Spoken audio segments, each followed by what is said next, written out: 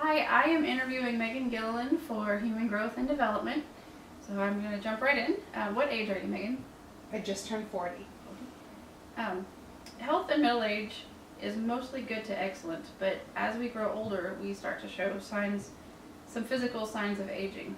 What are the visible signs of aging that you have noticed that are happening at this time in your life? I've started to have like some age spots from sun exposure. When I was younger, I wasn't very good at putting on sunscreen. And probably just that you just kind of feel it in the morning when you get up a little bit more. Like you feel like your back's a little stiff or your knees or your feet or something like that. I understand that. Heart disease tops the list of afflictions for both men and women in middle age. Does your family have hereditary heart problems, cancer, hypertension, or diabetes? Diabetes is prevalent on my mom's side of the family, and I believe on my dad's side of the family there's some hypertension issues or high blood pressure issues. Okay. Are you aware of the signs and symptoms of these problems? I'm aware more so of diabetic issues than I am hypertension. I'm pretty good about making sure that I go and get like my annual physical and do my blood work and things like that for checking my A1Cs and blood pressure. Good. We see that working memory and the brain's processing speed slows in middle age. Cognitive functions such as spatial skills, inductive reasoning, and vocabulary actually increase. And according to Dr. Joseph Landolfi's studies, he states that cognitive function does not actually decrease until we are into our 70s, unless, of course, there's disease. So, since entering this stage of life, have you noticed any cognitive or intellectual decline in how you make decisions or remember things? No, I wouldn't say there's any real changes in decision making or cognitive ability. I think the challenge for me is I think that with the advancement of technology, it is a lot harder for me to remember and keep track of things. I think we're very busy, and we're thinking about busy work and what are we doing and trying to keep ourselves organized. So that to me has probably been just the advancement of all the things that I'm trying to remember. I can think back, like I can't even imagine that my grandparents would have had all the things lined up that we have lined up nowadays. It's just so much. There's so much information coming at me that I'm constantly trying to remember things and remember key details. It would be difficult. At this point in life, I skipped one. Singles represent roughly 25% of American households due to divorce, death, or those who choose not to marry. And relationships tend to change throughout life. So how have your relationships changed with others since entering into this stage of life, such as with your spouse, your parents, your children, your coworkers, and neighbors?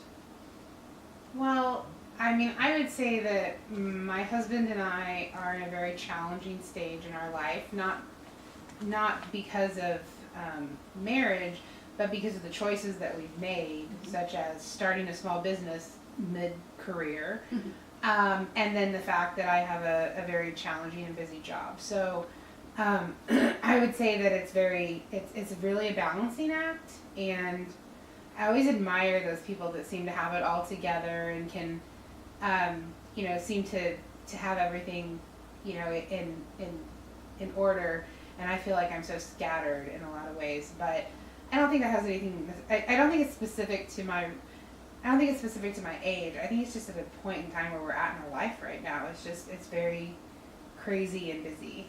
Chaos. I understand. Trying to manage, we've got teenagers and we have a young child, and so you're trying to keep track of school and work and business and so it's just a lot on our plate right now.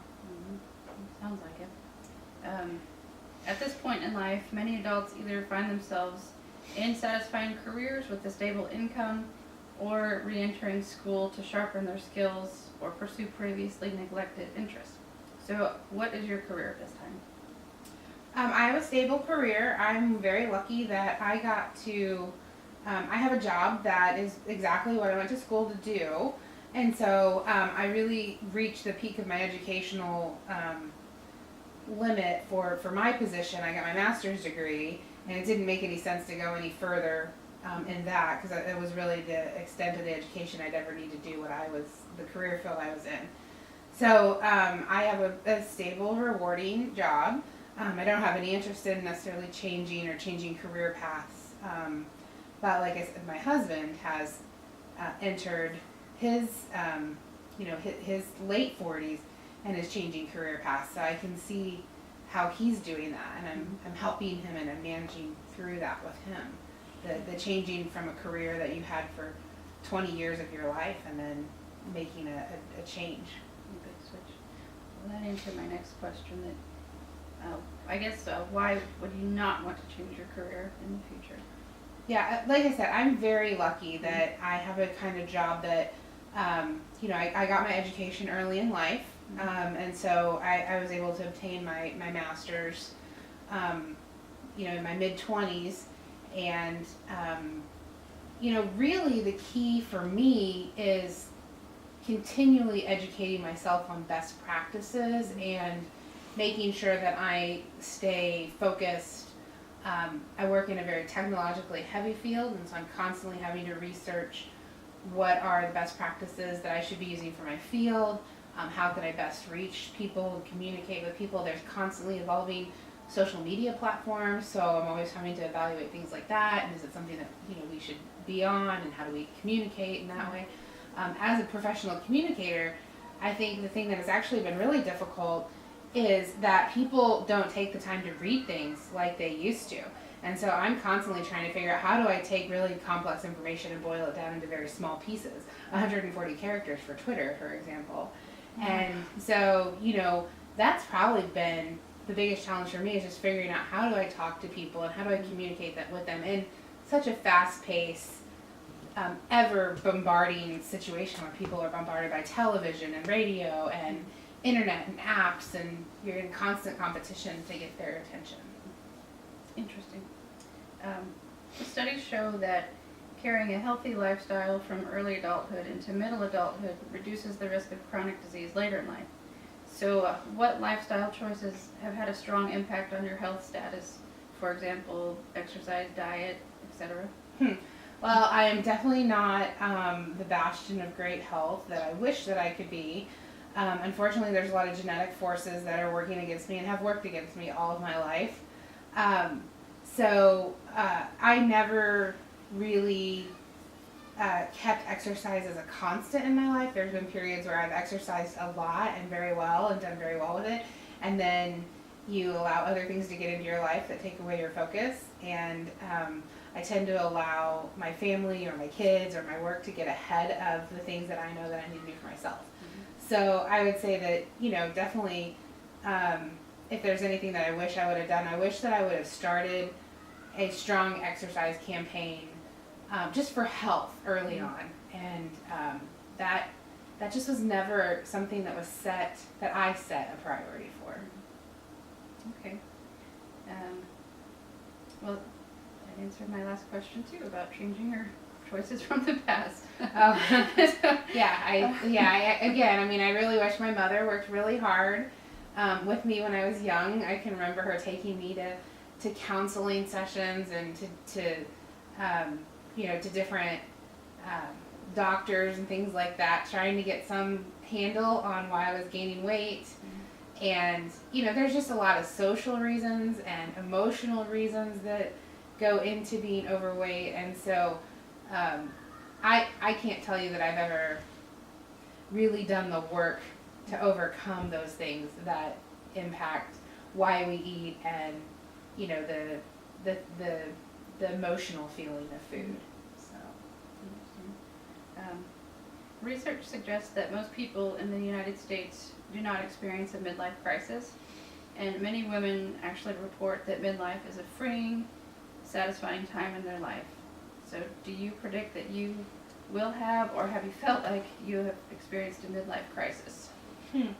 Well, I don't feel like I've ever experienced a midlife crisis, like where you feel like you have to change something that you're doing, your career, your relationships, or whatever. I'm in a strange position because I had children later in life. And so where probably most people, when they're hitting 40, they might have children in high school. I've still got a child that just started kindergarten. And so, it's just such a different place. I mean, I'm really just at the beginning of raising him than the end, where some people, are closer to the end of raising a child. Or not, I don't think you ever stop raising a child, but when you allow them to be more free and out on their own. I don't think I've ever felt like I had a midlife crisis necessarily. Are there things that I wish that I had done differently? Yes, of course. I mean, I think if you can't be introspective about that, then I don't think it allows you to really look at your life in a complete way. And of course, there's things that I wish I had done differently, or things like that. But professionally, I'm very fulfilled. I enjoy what I do. It is challenging every day, and I think that keeps me from feeling that I need to make any sort of a change in that pattern. We're in a constant state of change and flux in our household anymore, so I don't need any more changes or crises to add to just normal everyday life. I can understand. Well, Megan, I thank you for participating in this interview with me. Sure, no problem.